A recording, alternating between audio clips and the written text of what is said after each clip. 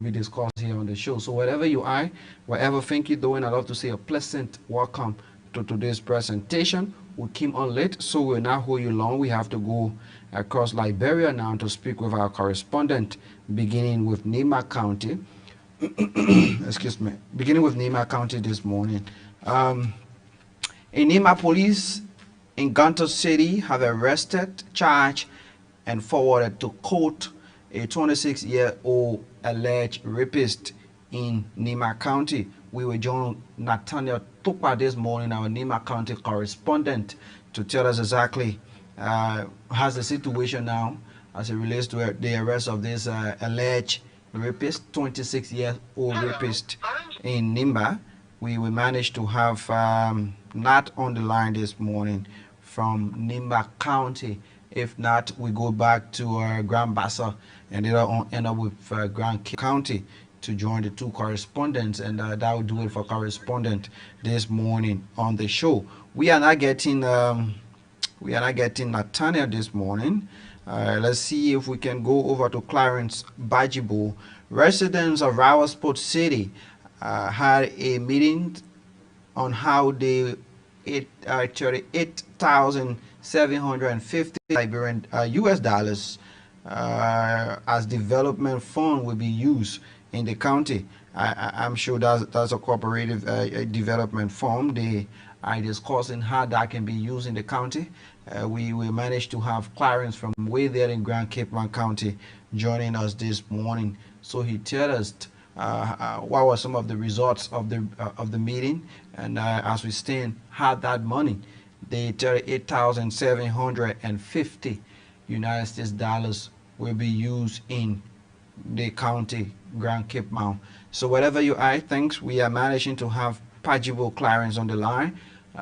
Clarence Pajibo from Grand Cape Mount County this morning on the line. I don't know what's going on with our correspondent. It's kind of a difficult this morning to have some of them joining us.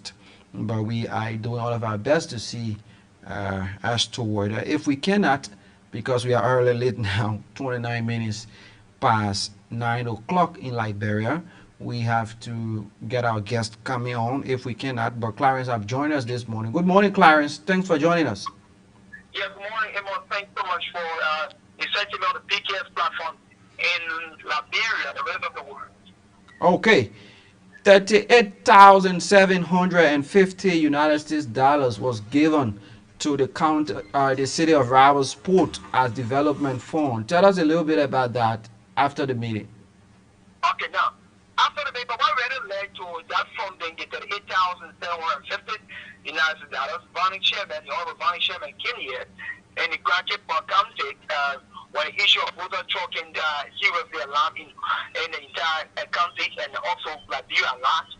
And so he drew attention, and when he came and talked to the people, and then I went behind via Money Company to solicit the social development fund. So he left behind and the funding was given, and whereas you have to share this morning on the district level. Because he said for the social development fund, according to the Vice Chairman, the social development fund is meant for the district. So then that funding was being distributed. I said what you can do and your population. So people from downline, people from Popeye, people from Tewon, all of them, so they receive their cash. So then it came, to Ramos Folk when $38,750 was given to Ramos Folk City to make sure that they carry on development. And the thing that I had is 38,000. The city mayor, Evan Kowat, and the co-chairs, Tony Aaron V. Penny, and Mr. Charles Simpson, and the man Jimmy V. Mabani. And these are people that are spearheading that particular project. So now, yesterday in the meeting, there were a lot of joint ideas. People from all over the East world, they were invited, and all of the majority. And then the people from the other side said, no, we want the money for other purpose. And the winning group said they want the money to build that winning house so that they will have that area to be meant for training the young girls. All people saying they want, the all community was saying that they want the money, they should be shared across the community. So then, right in that process, other people talk about the hospital, the education. So in the end of the Honorable and David debate, they came to a conclusion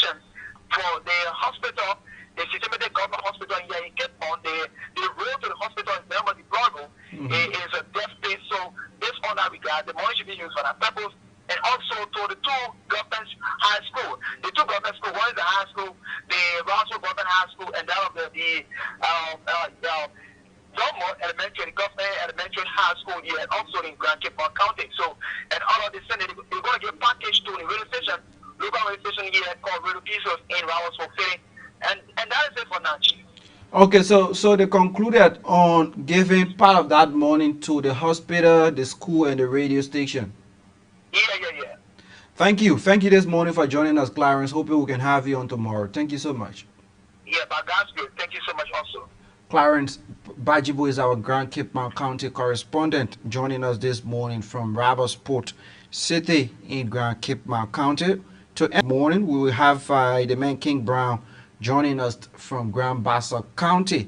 There is this a calling on the superintendent of Grand Bassa County to who on the appointment of the director of the county. I don't know what brought about their own calling. Is it that he has some bad labor practice, like or bad financial malpractice? Those are issues we want to know about. King Brown have joined us from Grand Cape County, hoping he's in Buchanan this morning. Good morning, King. Thanks for joining us. Yeah, good morning, Amos, and let me say good morning to everyone. Okay. It's a pleasure this morning to be on the KMTV morning show. Residents in Grand Bassa County is calling on the superintendent to hold on the appointment of the director. What brought about this, firstly? Well, a several citizens, a resident of Electoral District 1, Grand Bassa County, calling on the district superintendent to withdraw the appointment of the new board of director of the Yamble Community Radio Station. According to them, the policy of the station does not give the district superintendent, Honorable Solomon Grant David, the right to constitute a board without informing the citizens and residents, including the lawmaker of the district. According to them, they said that the citizens want the present board to be maintained because, according to them, the present board was not written and informed ahead of the time before the district superintendent appointed Mr. Basiga Moses Hearing as the new board of director. They also quoted that that if Honorable Solomon Grant David does not withdraw his appointment, they will not work with the new board members appointed. And so that's back when Mr. Basiga Hearing, who happens to be the PNC chairman of Grand Bassa County, was appointed in the Electoral District 1 at Yamble Radio Station as the new board of director. That drew the attention of many citizens residing in the areas because they said that the board that was in place, they don't have any problem with them. So based upon that, they needed for the board to be maintained and to carry on to go ahead with the work. But unfortunately, some group of guys, according to them, they came together and appointed the project management committee chairman in Grand Bassa County called Mr. Basiga Moses Hearing as the new board of directors. So the rigmarole has been between the citizens of the district and the residents, the lawmakers. They have been calling on those who steer the affairs of the radio station from day to day to change that decision, to rethink that decision, and make sure that the board be maintained and not be changed until they can go into an agreement or understanding where they will find a solution, and more reasons will be stated that will convince others that they did that before the decision can be granted. So as we speak currently, what have the superintendent say so far? Well, the district superintendent so far he said that he's seen how best to work with the citizens and the lawmaker of the Electoral District 1 to see how best they all can meet the melting point of this and settle it, and then whatsoever decision that may come up from other agents, they all will work in line with the citizens' decision. Okay, thank you, King. Thanks so much this morning for joining us. Hoping we'll have you on tomorrow bright in the morning. Thank you so much. King Brown is our Grand Bassa County correspondent. He joined us this morning from Grand Bassa County, and that will do it for correspondent. On this segment, we're going to take a break to usher in our guest. I told you our guest is from the EFFL, the Economic Freedom Fighter of Liberia. He's the vice chair for administration. He's going to be our guest this morning. So we talk issues surrounding the EFFL and other national issues as well will be followed through our discussion. So whatever you are, thanks for joining us. We're going to take a break to usher in our guest this morning.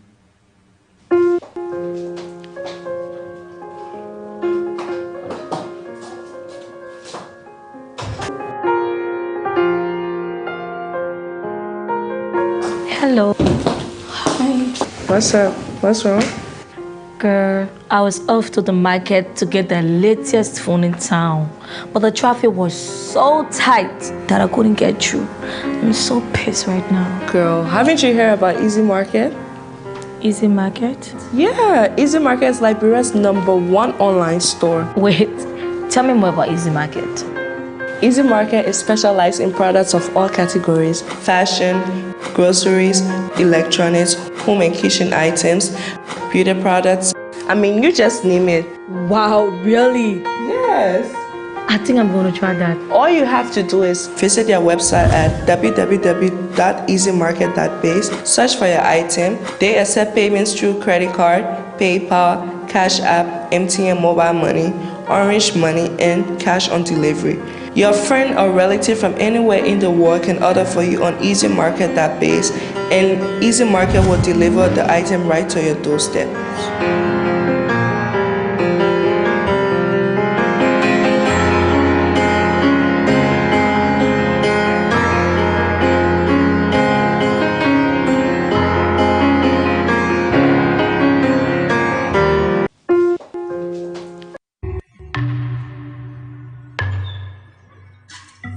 What's up, Sissy?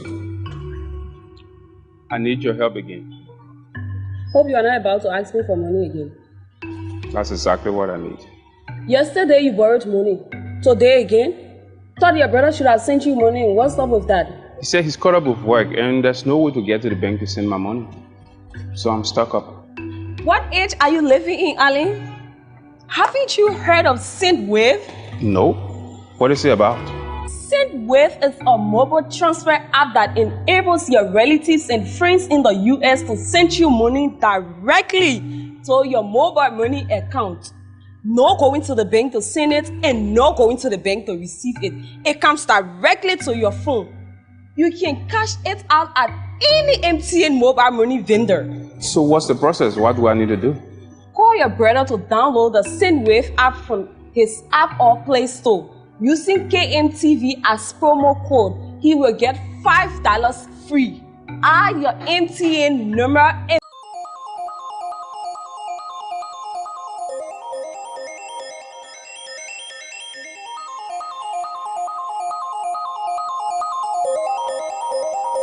Hi, I'm Shalom Jawari. For the best in entertainment, I want you to log down to KMTV.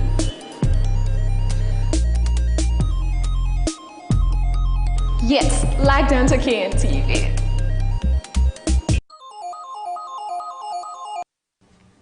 And then welcome back to the show. Thanks for rejoining us on today's presentation. I told you we're going to be having one of the officials from the EFFL this morning as our guest.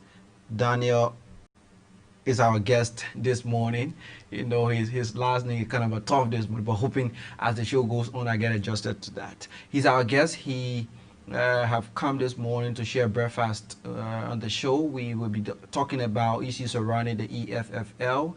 We'll also dive into other national issues as the show goes on. I want to say thanks so much for accepting our invite and thanks for coming. Thank you, thank you. We'd like to tell the management of KMTV thank you for inviting us this morning, and we hope to provide our perspective as per the national issues. Thank you. Okay, no time to waste. We're already late. Tell us a little bit about yourself, firstly. I'm Daniel Kaudonko, the Vice Chair for Administration of the EFFL, and I want to leave here at that because I'm under a mandate to only speak on behalf of the institution and not anything else personal. Okay. Kaudonko. Kaudonko. Yeah. Which county?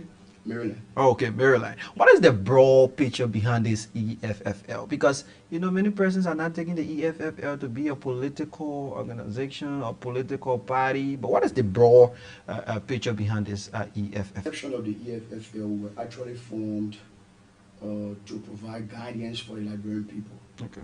to make sure that our government does everything that they promise to the populace and to make sure we hold their feet to the fire. We were launched in June of 2018, and then in July of 2018, we had a delegation headed by His Excellency President Emmanuel Gongwe. I was also part of that delegation, including Mohamed Barry, who visited South Africa to celebrate with the EFF on their 5th anniversary. When we arrived in South Africa, after a series of discussions, we were mandated that in order to drive the African agenda from the Liberian perspective, we should transition from a movement to a political party. And then we started that process upon our return, and I can assure you that in the soonest possible time, we'll be announcing to our Liberian people full-fledged political party. And how many countries do we have this EFFL in? We have EFFLs, EFF, Economic Freedom Fighters, set up in 14 African countries.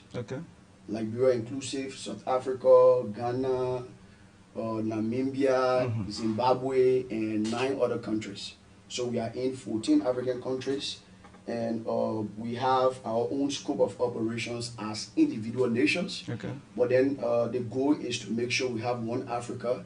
The goal is to make sure we have Africa that practices socialism. The goal is to make sure that we deliver services that will benefit our people. The goal is to make sure that we emancipate Africans, but Black in particular, from poverty to a decent standard of living. Who brought about this dream of economic freedom fighter? How this dream came about? This is an agenda spearheaded by His Excellency CIC Julius Silo Malema in South Africa. We were inspired by their activities and decided to establish the EFF in Liberia and name it the EFFL. So this is a continental agenda. The agenda is to continue what the likes of Kwame Nkrumah, Thomas Sankara, and other great African leaders started, and we are committed to ensuring that Liberia becomes corrupt-free. We are committed to ensuring that Liberia have good governance. We are committed to ensuring that the continent as a whole can come together as one so that we take our rightful place on the world stage. Many persons or many citizens are concerned about the slowing of your pace in engaging national issues these days. As a, you know, like previous, you were kind of a hitch on the back of the government, raising their lapses and asking them to do better. But now you are a bit slow. What's going on? We are not slow. Matter of fact, the economic freedom fighters have spoken to all national issues, issues of national concern. Just a few weeks ago, the vice chair for Women Affairs, Fatumata, headed the EFFL delegation at the anti-rape protests. So we've been engaged, but currently our focus is to cross the last stage to make sure that our party is registered. Because once we are registered, we can do a lot more. As a movement, we are limited. So our focus at this moment, going up to the end of November, is to ensure that we transition from a movement to a full-fledged political party. You may be aware that we couldn't field candidates in these elections. We'll come to that. Yeah. And, you had this 10 non-negotiable pillars. Yeah. Would you mind telling us a little bit about that? We are the first political formation that has presented to the Liberian people a founding manifesto in the history of this country. If I tell you now, if I ask you now, what is the founding manifesto of the other political institutions, you will not be able to outline them. Thankfully, you are aware of the 10 non-negotiable pillars. Inclusive, we have the establishment of the War and Economic Crimes Code. We don't believe in impunity. We are of the strongest conviction that when you commit crimes, you should have your day in court. Inclusive, we also have a government that will not be corrupt, and a government that will deliver the basic services that are needed, so that the living standard of our people, after 170 plus years, look at the Liberia that we have today. So to institute change, we have to be very robust in our approach in tackling some of those issues, okay, that is continuously reducing our people to poverty, that is continuously reducing our people to being beggars. So the 10 non-negotiable pillars is our own way of saying, as a political formation, we are guided by these 10 principles. Okay. Now, you were one of the lead participators in the June 7 protest. And later on in December, a protest was set up called the Step Down, the We Are Step Down campaign. And you were not in support of that. Why you were part of the June 7 and you are not, you were not part of the December 30th We Are Step Down campaign? The agenda change. The agenda change. In June 7, we said save the state. Save the state from corruption. Save the state from bad governance. Okay. All right, save the state from all of the bad things that is being done to the Liberian people currently by this current administration. But in December, it changed to We Are Step Down. And as an institution that believes in the constitution of our republic, we think it is unconstitutional for any group of Liberians to forcefully remove a sitting president from power. And so when that changed, we decided to back out because we are not constitutional deviants. We believe in the rule of law, and if we want to change for the better, we have to do it through the ballot box. So once the agenda changed, we didn't see it prudent as an institution that is guided by our constitution to form part of that December protest. The EFFL, one of the lead characters, asking government about the missing billion Liberian dollars. Have government responded to your call to them?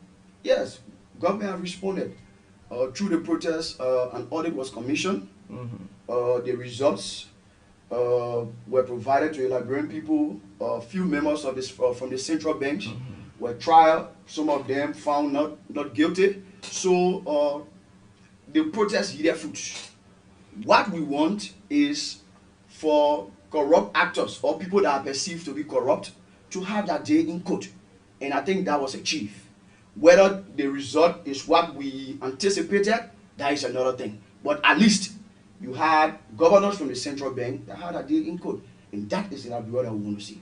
Now, the EFFL head, Emmanuel Gonkwe, was an aspirant in Magibi County. What brought about his disqualification? For the record, the president was never disqualified. President Emmanuel Gonkwe was never disqualified. There was a calculated attempt. Okay. There was a ploy at neck. Okay. To make sure that the EFF not be certificated. Why? Because we are the biggest critics of this government. Okay. That is a fact. We are the biggest critics of this government. And the platform that President Emmanuel Gonkwe was running on in Magibi was new. He was willing to give back 100% of his salaries. Okay. He was willing to invest in agriculture in the county. He was willing to provide money for student loans. He was willing to provide loans for marketeers. So, being that Magibi is the 5th largest vote-rich county in Liberia, having a strong opposition winning that county, it was going to be a big defeat for this government. Okay. So it was a calculated attempt. Our registration process was delayed. And once it was delayed, President Gonkwe couldn't contest as an independent candidate because it contravenes the EFF Council of Africa resolution. For a certain president of an institution of the EFF chapter to run as an independent candidate. It is against our norms. Okay. It is against our constitution. It is against our code of conduct. Okay. So once we were denied and were delayed at neck, President Gonkwe, in his good judgment, decided to back out of the process. He backed up. He backed out of the process. But I can assure you, and the people of Magibi County and the people of Liberia, that we are going to address all of those hitches and glitches that made us not to be successful in registering our party 2-3 months ago. So the next step now is to address it. We are addressing it presently. I just told you by the end of November or early December, we are going to be a certificated political party in this country. In 2023, which is 3 years from now, we will have President Emmanuel Gongwe and other eminent members of the EFF contesting all 15 senatorial seats that will be available, all 73 representative seats that will be available in 2023. So we will address that. We want to encourage Liberians that the leadership that you want will come to this country very soon. And who will bring that? The EFF? The EFF headed by President Emmanuel Gongwe. Kind of interesting this morning. Have the EFFL endorsed any candidate for the senatorial race in any part of the country? All right, we have adopted an internal policy.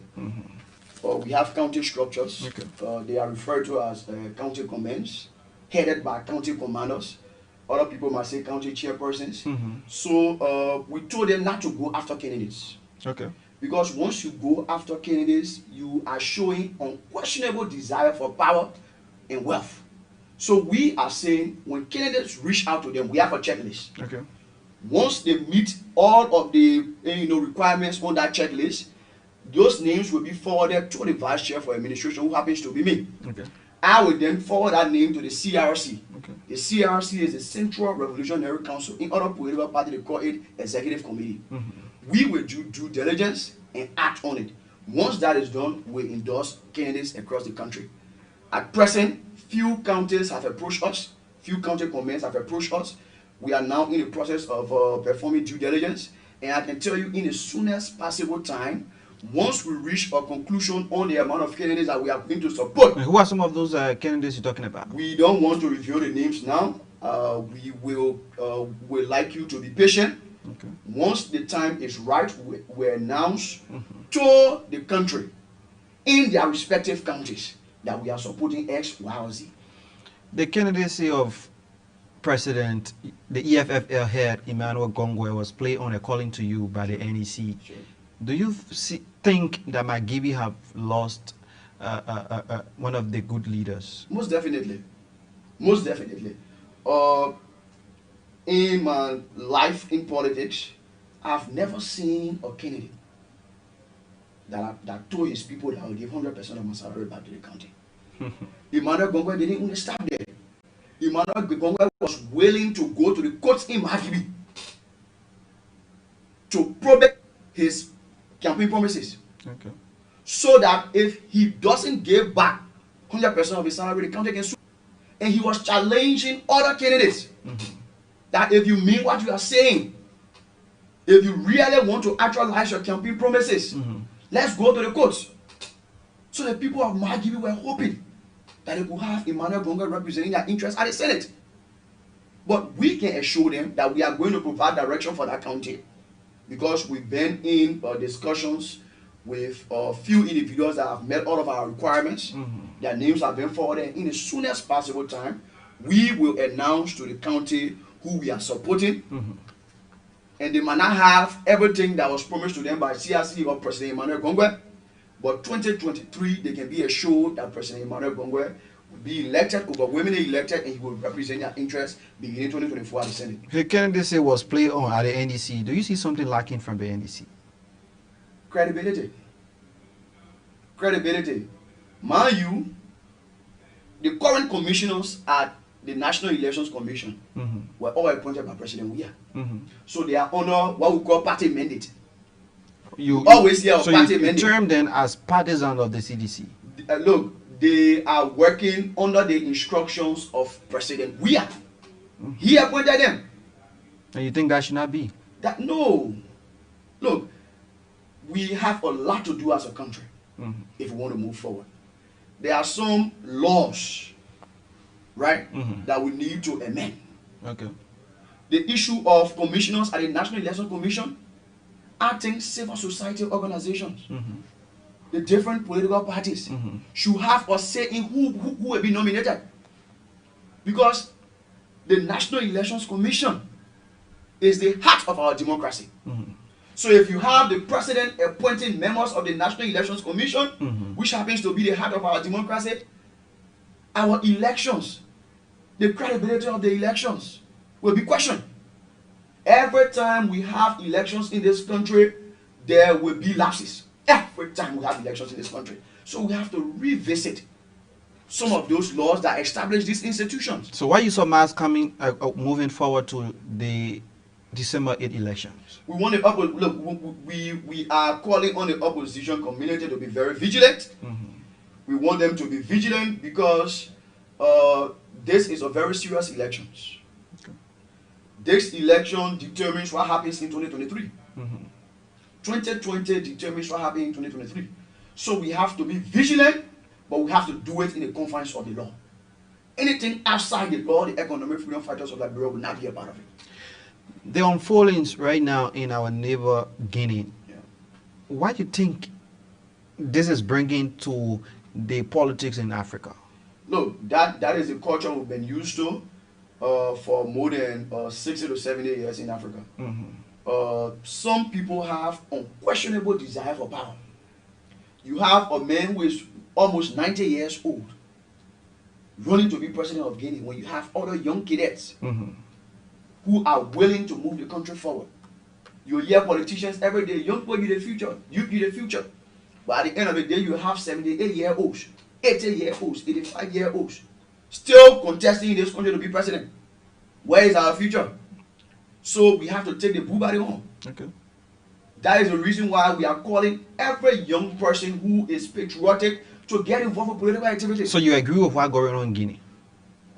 In terms of what? In terms of the protests? In terms of, announcing yourself before the NEC? No, that is not legal. I said we should operate in the confines of the law. But if the opposition can elections, we are calling on the people of Guinea to not think about the results. Okay. They should announce the results. And Guinea is our neighbor. Anything that happens in Guinea affects Liberia. We are very close neighbors. And so we want Guinea to remain peaceful. Because once Guinea is peaceful, Liberia is peaceful. Mind you, our supply chain will be hugely hit if there are crashes in Guinea. Because most of our consumables come from Guinea. So we want peace in our region. We want peace in ECOWAS. We want peace in Africa. We want peace in the world. But we want leaders to operate in the confines of the law. Okay. Peace everywhere. You want leaders to operate in the confines of the law. The EFFL have been in close observation of this government. What's your take on the government proceeding? Look, the government has proceeded wrongly in many aspects. Namely?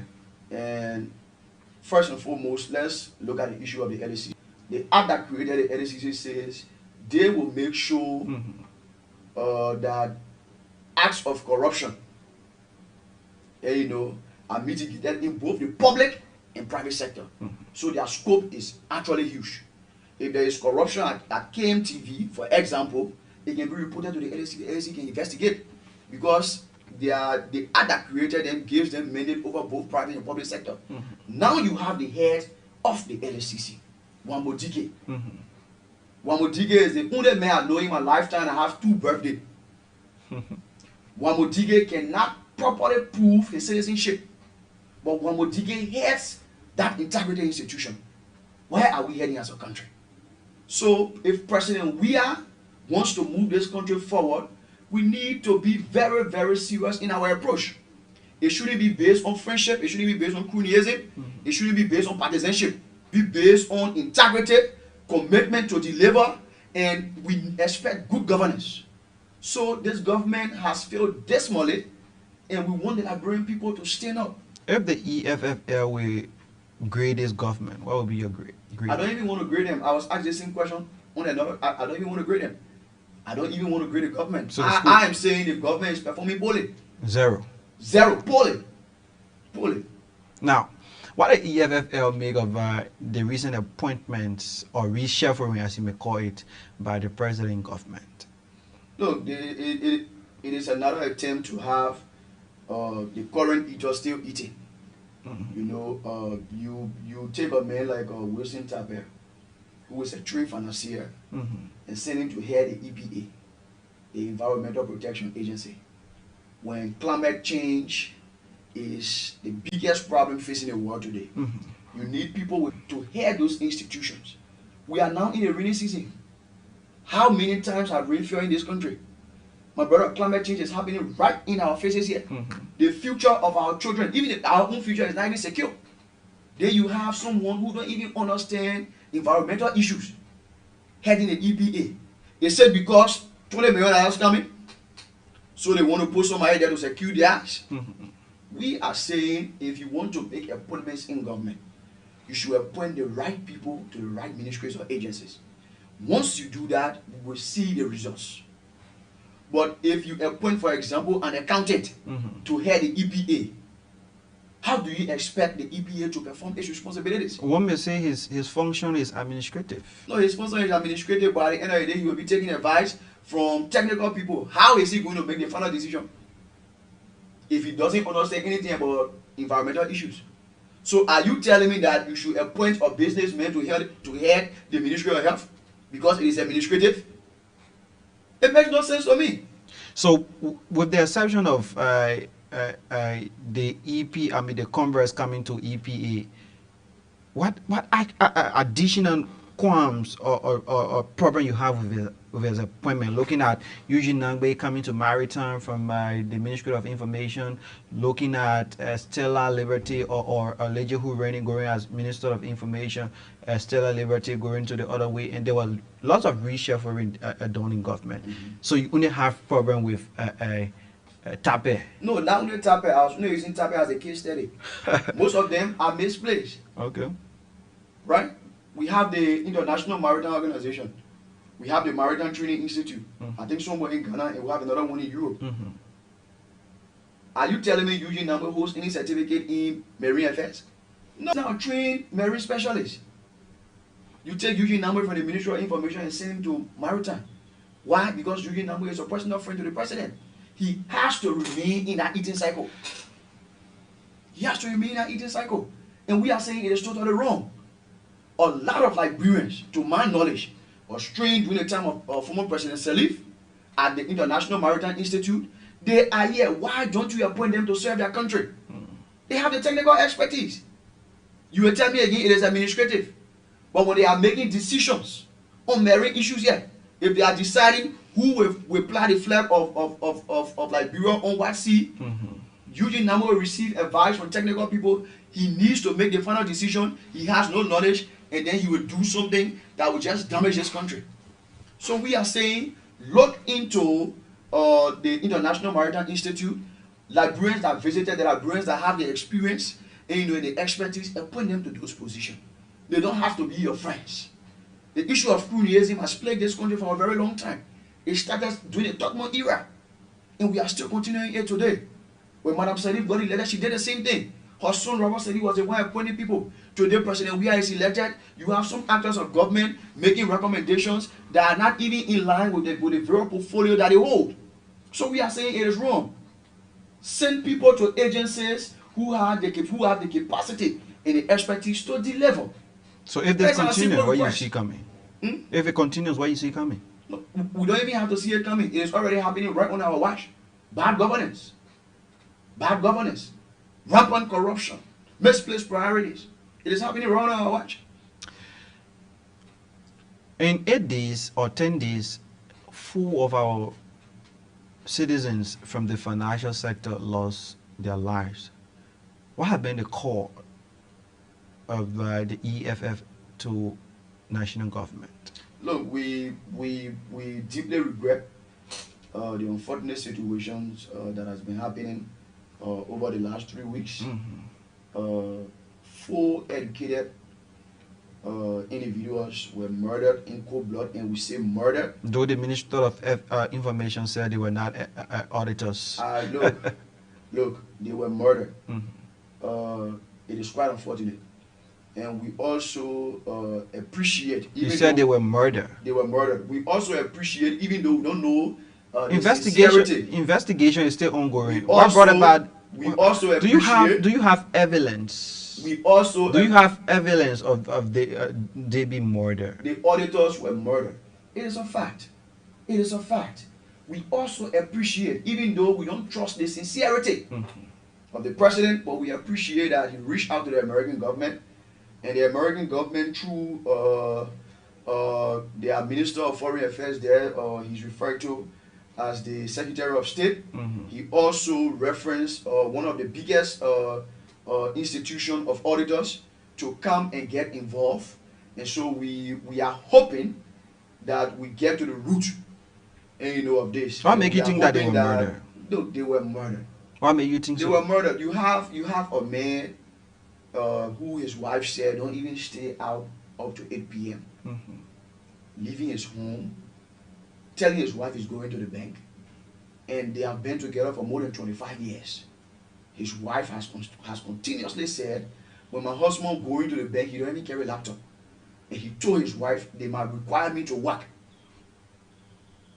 Another brilliant young lady, very educated young lady, left her home, went to the same place, and these people were murdered in cold blood. Matter of fact, their families called their respective phones, and they have somebody answering thing, and you see them in the car tomorrow morning.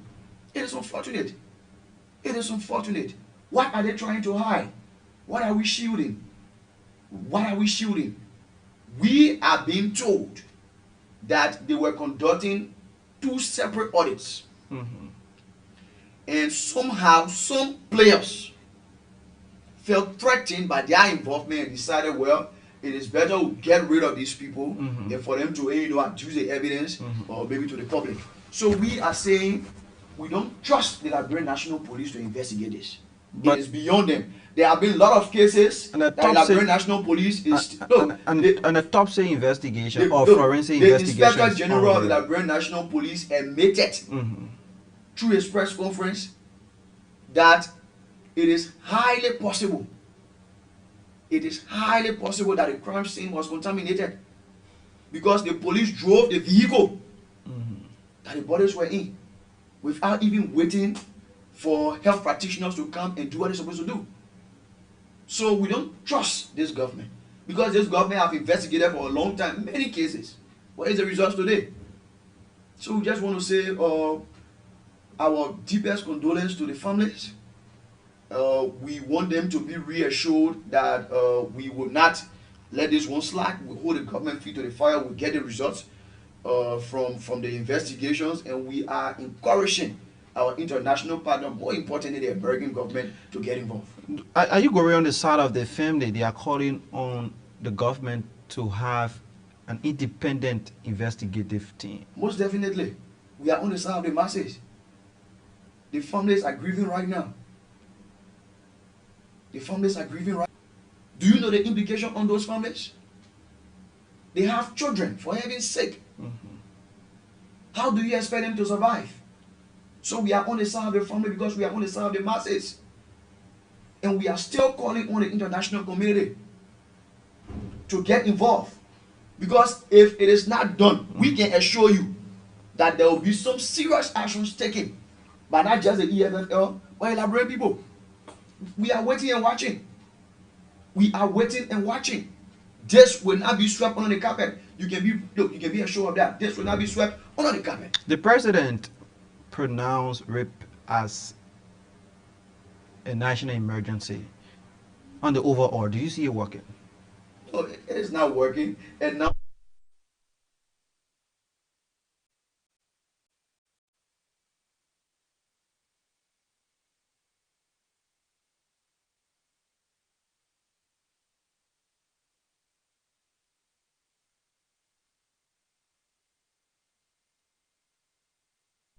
ready. Not ready.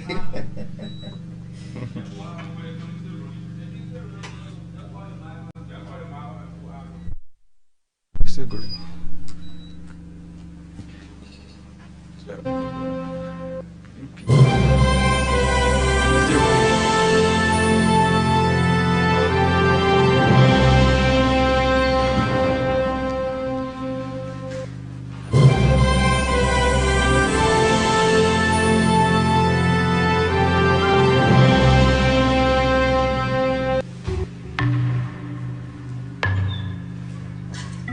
What's up, Sissy? I need your help again. Hope you are not about to ask me for money again. That's exactly what I need. Yesterday you borrowed money. Today again? Thought your brother should have sent you money. What's up with that? He said he's caught up with work and there's no way to get to the bank to send my money. So I'm stuck up. What age are you living in, Ali? Haven't you heard of Synthwave? Nope. What is it about? Synthwave is a mobile transfer app that enables your relatives and friends in the US to send you money directly to your mobile money account. No going to the bank to send it and no going to the bank to receive it. It comes directly to your phone. You can cash it out at any MTN mobile money vendor. So what's the process? What do I need to do? Call your brother to download the Synthwave app from his App or Play Store. Using KMTV as promo code, he will get $5 free. Add your MTN number and the rest is history. Thank you very much.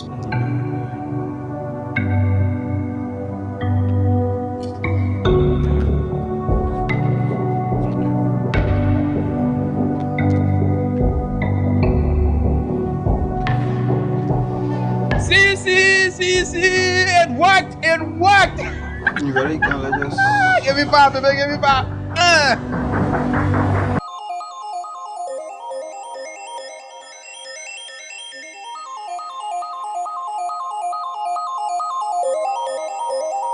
Hi, I'm Shalom Jawari. For the best in entertainment. Welcome back to the show. We apologize for the break you just experienced. This is Liberia, and I think it's something normal for us. But anyway, we apologize for those of you in the diaspora, those of you in other parts of the world viewing us. To just have this break was kind of a bad on our side. We want to apologize. But welcome back, Daniel, to the show. Thank you. We have normalized bad governance. This could have been maybe this could have resulted in the death of somebody who was on an operation bed. Right? You have the LEC at this hour, and going off for no reason. Bad management at the level of the LEC. You have the individual appointed as the director for operations at the LEC having no knowledge in electricity. You will again tell me it is an administrative position. These are the lapses. But I was not telling you that it is administrative. I was telling you that one may say, I was not saying I'm saying, but one may say it is administrative. All right, then appoint a nurse to head a bank. Say it's administrative. Now, what has been your core from the EFFL to rape, as we were talking about? Yeah, rape is a very serious crime that shouldn't be taken lightly. We've had a series of unfortunate rapes across Liberia for the past 3 months. We were told a guy raped a 2-year-old girl. Someone raped a 6-month-old baby. We are saying we should put them in categories. The president pronounced rape as a national emergency and appointed Amos as Minister of Foreign Affairs. He was accused of sexual assault. What's your take on it? Amos should have his day in court. We expect the complainant to file a suit against him, whether here or in the US, or to make sure he has his day in court. We also frown on the Liberian Senate for the speedy confirmation of Amos because the lady in question is a Liberian. The lady in question has consistently requested a polygraph test. The lady in question said he sexually assaulted her in the US in his office at the Liberian embassy. For heaven's sake, why the rush? We had an acting Minister of Foreign Affairs who could have continued to exercise that function until the Maswa Kimia case was going to be addressed in court. But now you have someone who has rape allegations or sexual assault allegations lingering over him, representing your country's interests internationally. That tells you the thinking of the president. That tells you the thinking of the government. That tells you the president is not serious. He's not even ready to address the issue of rape. Our sisters are dying. Our sisters have emotional breakdowns every time or they are raped or sexually assaulted. This is wrong. This is wrong. In a decent society like ours, you have 52-year-old men raping 6-month-old babies. This is seriously wrong. So we want stronger actions, and we are calling on the legislative branch of government to make sure that they enact stronger laws. If the EFFL was given the opportunity to make a law or derive to a punishment for those involved into rape, what would be the EFFL punishment for rapists? I don't want to sit here and say the EFFL will recommend this. What we are saying, there should be a series of consultations. We should involve the civil society. We should involve the religious arm of our country. We should involve our international partners, and we should see how best we can carve stronger punishments, for rapists at the various levels. Okay. All right. So I will not sit here and say we'll recommend this. Some people are recommending the death penalty. Okay, when it meets the consensus of the various groupings that I've just outlined, well, then so be it. But I think we need to have a concentrated national dialogue to address not just the issue of rape, but other serious crimes that continuously happen under the watchful eyes of President Weah, and then nothing is done. Nothing is done. The President of the Republic of Liberia should endeavor. He should endeavor to have a national discussion to address the issue of rape and have the religious leaders, civil society groupings, the international community, more especially civil society groupings that are aligned with women issues. We think the issue of rape is a serious crime, sexual harassment is a serious crime, and it needs to be addressed in the soonest possible time. What's your take on electoral violence? The NEC halted campaign activities, and the rest of other candidates in Maserado County have also hold on their activities. Right now you see billboards of Thomas Fala, who is in government, who is from the CDC, and that billboard carry Thomas Fala and the president. As we speak, one of the billboards is opposite the NEC.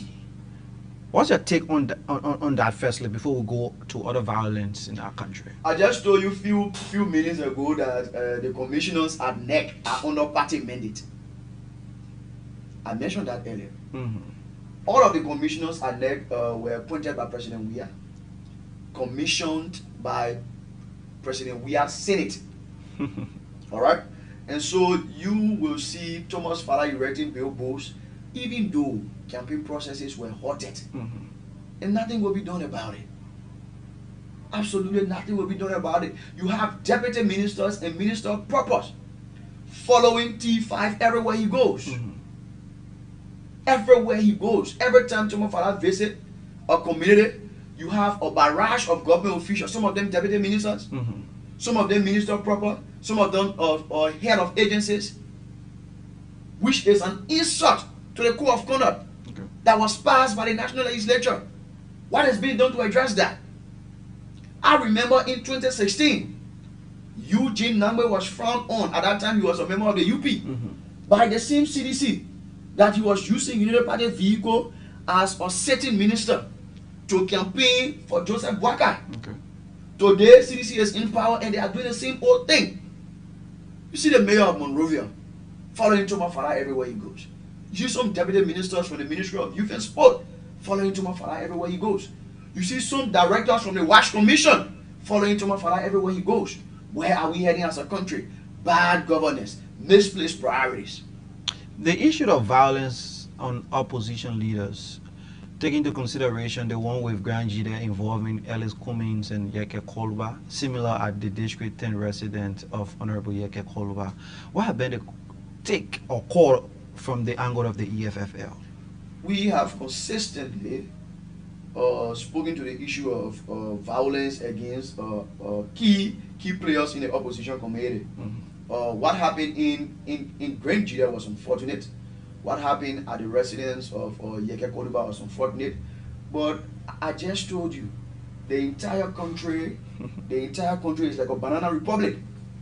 The entire country is without leadership. I am not even convinced that President Weah is the one leading this country.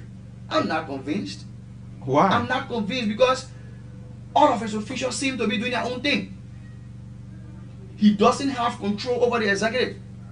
He doesn't have control over the executive. So what do you think is lacking in this government? Is it the ability Leadership. from the president? Leadership is lacking. Okay. Leadership is lacking. Because if we have leadership, Wambodiki will cease to exist at LSCC. If we have leadership, government officials will now be campaigning alongside Thomas Farah when it is totally against the code of conduct. When we have leadership, key actors, key players in the opposition community, we have protection under the law. But even right now, the Liberian National Police is a partisan police. They don't really address issues of the opposition community. Yeke Koluba house was ransacked. Bullets were fired in the presence of the Liberian National Police. And no arrests have been made. In fact, people from Yeke Koluba team was even arrested. Sure. So we need to be serious in addressing these issues.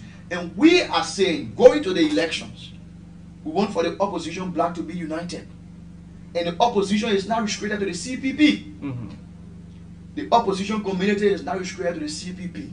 We must come together to send a strong warning to President Weah and members of his government that things have to change on December 8th. We have to inform the Liberian people that if you want change, don't vote any of the CDC candidates. If you want to continue suffering, go ahead and vote them. Who's your best senator at the House of Senate? I would not consider anybody my best senator. But who you follow most? I follow every one of them. I think some of them are trying to push the masses' interests. Who are those? But we have to be very careful in how we praise these individuals now. Because I remember just a few years back, the likes of Moses Akars-Gray, the likes of Thomas Fala were referred to as champions of the massive struggle. Today, they are a complete opposite. Even the Speaker Baba Chimos, was the loudest voice. He was Ellen's biggest critic. Today, Baba Chimos sits as a speaker, heading the lower house, and a lot of missteps, a lot of bad practices happening under his leadership, and he's here to speak to them. So I don't want to, but I would say there are some members of the opposition committee that are trying to flex certain issues, and that are painting them to the foremarch of our country. And who are those? Few of them. I don't want to be praise sinking. I don't want to be praise sinking. Okay, so let's talk about this referendum. Yeah. What is your broad perspective on the referendum aspect that carried the title "Change the Constitution"? And those are a few clauses for the reduction of 10 years of representative, president, senator, and dual citizenship. First and foremost, we are not changing the constitution. So what you make of that heading? That's what I said. I am yet to believe that President Weah is the head of this government, because President Weah's picture is being used to campaign for items that will be voted upon during the referendum. I want to say the intent might be good, but the packaging is wrong. Those items should be voted on individually. For example, if you want the tenure of the senator to be reduced from 9 to 7, it should be voted on individually. It is highly possible that you might agree with the reduction of the tenure for senator, president, and representative, but you might disagree with dual citizenship. So you cannot, put it in your bucket and give it to the Liberian people. And then I also want to say, NEC is overwhelmed. NEC does not have the capacity to even conduct December 8 elections. Why you say so? Lack of capacity. The budget NEC requested, 20% of that budget is yet to be given to them. Every day we're crying of no money. How do you expect NEC to procure logistics? How do you expect NEC to deploy pool observers to make sure that the electoral process is free, fair, and transparent? So NEC is already overwhelmed, and then you want to add the issue of the referendum on the same day. We believe it's wrong. It should be done at a later date, and all of the items should be voted on individually. Okay, it should be done at a later date. All of the items be voted on at a later date. Yes. And now citizens are calling on the government to hold on the portion of the referendum on grounds that they are not educated, most especially those in the rural part of Liberia. More awareness were not given them. What's your take on that? Do you think it is right to be hold on, or the NEC need to double up? No, that's why I said it should be done at a later date. I believe NEC is already overwhelmed with the December 8 elections that are coming up, and so we need to inform our people in our local vernaculars on what they will be voting on. We don't want for our people to go and vote on something they don't really understand. Okay. I remember in 2011 we had a referendum here, and voters' education was very key. It was very key. Now, look, maybe only 5% of our population know that we are even talking of a referendum. Liberians in places like River G, Maryland, Sino, Grand Crew, I don't think they are even aware of this referendum. So we want enough education for the would-be voters, okay, or the would-be decision makers when it comes to the various items outlined within the package that presented to the Liberian people. So it should be done at a later date. Okay. Liberians should be educated so that they clearly understand what they will be voting on, because it borders on the forward march of our country. Seriously. Now, what's your take on this? This is, for me, though I'm a journalist, but it is kind of for every day when I sit and manage to a bit articulate, I think, but I want to get your own side first, right? What's your take on the individuals who are occupying elected positions, like Thomas Fala, like Prince Moy, and the rest? I mean, the list goes on, and wanting to contest as a senator in those counties, right? And taking into consideration we are constrained financially, the government calling on international donors to come and aid us financially, and if those individuals are successful, we need to have by-elections. The government don't have money. What's your take in there? What's your own calling to citizens as it relates to that? Do you think it's necessary? Though this is a country of law, democracy, everyone have the right to participate in all of our democratic activities. But what's your own call, taking into consideration our present status, financial status? There is a legal and moral aspect to the question you've asked. Legally, they have their constitutional right to contest. Yeah. Morally, looking at our national purse, okay, looking at the financial situation in our country currently, looking at the government inability to even finance the elections. Okay.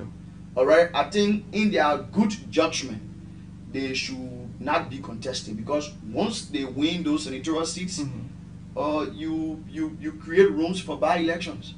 And if I may record, to conduct a by-election in a single district will cost the government nothing less than $300,000 United States dollars. Yeah.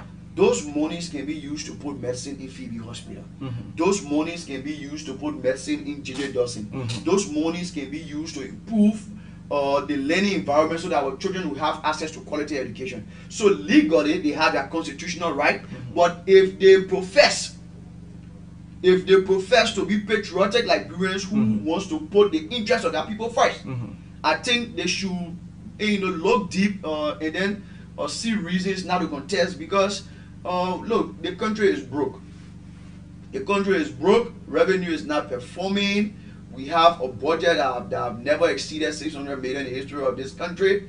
You have Liberians struggling to make ends meet, and then you have these monies that should be used to give loans to our mothers that are selling pepper and beta so that they can improve it, going to buy elections only for politicians to be elected and make their regular 15 to 20,000 United States dollars. It is wrong. So I said there is a legal aspect and there is a moral aspect. Legally, well, in the confines of in the confines of the Constitution, they might be right, but then morally it is wrong, because currently the country is struggling. Now, it is wrong morally. Yeah. Constitutionally, they are right. Right. Now, what's your call, or what have been your call, the EFFL call to government on the 400,000 passports that was issued to individuals.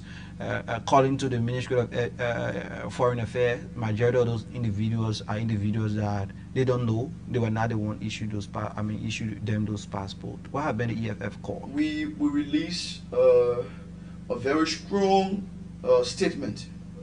I remember, I think about a month ago, where we highlighted the missteps, because we have a law, right, that governs the issuance of passport, the different categories, and so we pointed out the misstep of the Ministry of Foreign Affairs, and we also pleaded with the international community, because mind you, we have a country that is very old but that is not responsible. What do I mean by that? It's like having a father in the home that is of age, that knows his responsibility but is reneging, right, to perform his responsibilities. We don't even have trust in our systems anymore. So every time we have to call on ECOWAS, we have to call on AU, we have to call on the UN to get involved, right? It is a shame. It is a big disgrace. It is a big disgrace. Now we have the former director of passport making revelations, recordings, are all on the air or in the streets. He's saying that there were some big hands involved. Who are those big hands? Now the American government is refusing to give visas to our officials. Sure. It is a disgrace. Then you appointed someone who should be leading negotiations, who should be telling the international community that we are taking steps to solve this, having sexual assault or lingering over him. Where are we going as a country? So it is a big disgrace. We frown on that in that release, and we still frown on it today. And as I said, Liberia is gradually getting to a boiling point. Liberia is gradually getting to a boiling point. Yeah. That we reach at a stage where the masses will stand up. What's happening in Nigeria now has gone beyond the NSAS protest. Because the Nigerian national government, federal government have said that SARS will be disbanded. People are still protesting. Because that protest is no more about SARS. That protest is about bad governance. That protest is about hunger. That protest is about poverty. Liberia is slowly gravitating towards that point. We are only hoping that President Weah can save the day by instituting measures that seek to address all of the concerns that have been raised by Liberian people. If that is not done, I foresee series of protests in this country that might put us in a constitutional limbo. We don't want that. We want to remain in the confines of the law. But the Liberian people are facing hard time. When you go through the streets of Monrovia, you look at the faces of Liberians. It is appalling. It is appalling. Liberians are struggling like slaves in their own country. It is wrong. Going to the end of this conversation, is the EFFL part of the planned protest by the CPP? No, we are not. We are not part of the planned protest. For us, we don't just get involved with protests because of the name protest. We have to clearly understand the nature of the protest. We have to clearly understand the intent. My brother, you can announce to the public that we are protesting for gas, and beneath it you have other motives. So we are not involved, and we are also questioning the sincerity and credibility of the statement of Alexander B. Cummings. Because don't forget, Senator Darius Dillon is, I think, the senator with the most votes in any Senate elections in the history of this country. That same voter roll was used. So we have to clearly understand why the CPP at this time is intending to protest. Because we know in 2019, protest was used in response to lack of campaign finance to prepare Dillon for victory. I hope that is not the same strategy that the CPP wants to use, so that because we know CPP is struggling with finances. Now you have the dialogue for Dillon rallies that is being hosted at entertainment spots. And not a chest praying program, but entertainment spots, Renaissance, and you see these guys exercising at social calisthenics all around the place, and they are raising dollar for day long. So we hope they are sincere in their approach, and once we see sincerity, we might join them. Okay. But because we don't understand the nature of the protest, we gotta understand the details. Okay. We gotta understand the nitty-gritties. Once that is done, well, the EFF will decide. The EFF will decide. But we are saying that the National Elections Commission have to step up. Okay. The National Elections Commission have to be able to conduct a free, fair, and transparent elections on December 8th. Because the future of Liberia borders on the elections on December 8th. Finally, to leave you, what is the EFFL stand on the establishment of the War Crime Court? If you can recall, the EFFL was a major player in the protest calling for the establishment of the War and Economic Crime Court. Okay. We didn't only protest; it was part of our 10 non-negotiable pillars upon our formation. So we believe Liberians who were responsible for the death of over 250,000 of our brothers and sisters to have a day, at least to have a day in court. Okay. We also believe Liberia who are perceived to be corrupt through audit reports, and they should have that day in court. We should have a court that will just address economic crimes, a court that will be responsible to speedily try people who are perceived to be corrupt through audit reports, because for far too long the resources of this country been misappropriated by state actors, and we are still seeing it today. Every day, look, there are almost 300 audit reports at the GSC that are yet to be acted upon. What are we waiting for? Is there a serious country? Ellen declared corruption as our #1 enemy. Ellen government was one of the most corrupt government in the history of this country. President Weah declared corruption as his #1 enemy. President Weah government is very corrupt. So we are saying we should establish the War Crimes Code, but not only the War Crimes Code, we should also establish the Economic Crime Code so that it speedily trial people who are caught in audit reports so that they have that day in court. Okay. Thanks so much this morning for joining us on today's presentation. Probably you can just wrap up. Maybe we didn't ask you something you wanted to talk about, your future expectation. Sure. We want to say a very big thank you to our supporters, our fighters across the country. We want to say a very big thank you to our fighters in Margibi, the EFF Margibi Command, other auxiliary groups that supported and is still supporting President Emmanuel Gongwe senatorial bid. We want to inform them that in the soonest possible time, by the end of this month or early next month, we are planning a big thank you rally to be held in Kakata, Margibi County, to say thank you to our people for the level of support that was shown to the president. And we want to encourage them that moving forward, all of the issues that made it not possible for Emmanuel Gongwe to contest will be addressed so that in 2023 they will overwhelmingly elect their senator. So in the soonest possible time we'll announce the dates. So we want for our people in Margibi to be jubilant because we didn't fail.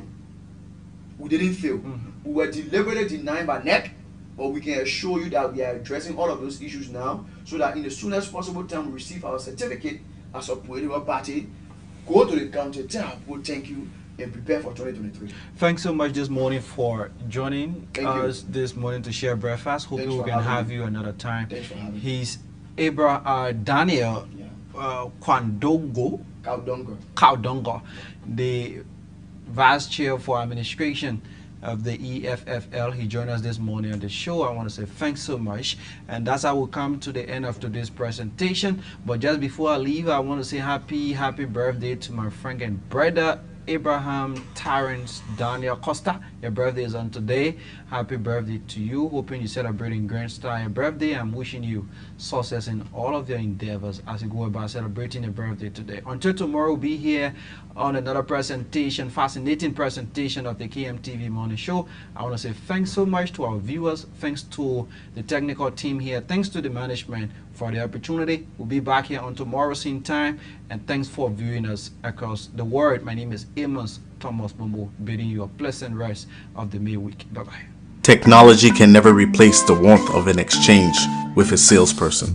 At Orange, we do all what we can within our power so you can continue your transactions, transfer your money, pay for your goods, and recharge your phone from home.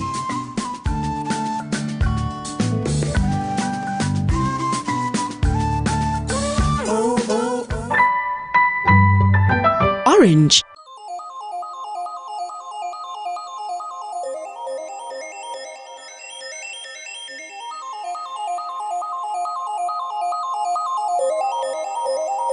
Hi, I'm Shalom Jawari. For the best in entertainment, I want you to lock down to KMTV.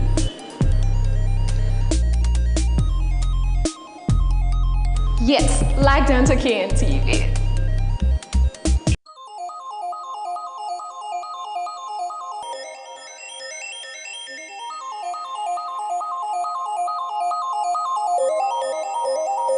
Hi, I'm Shalom Jawari. For the best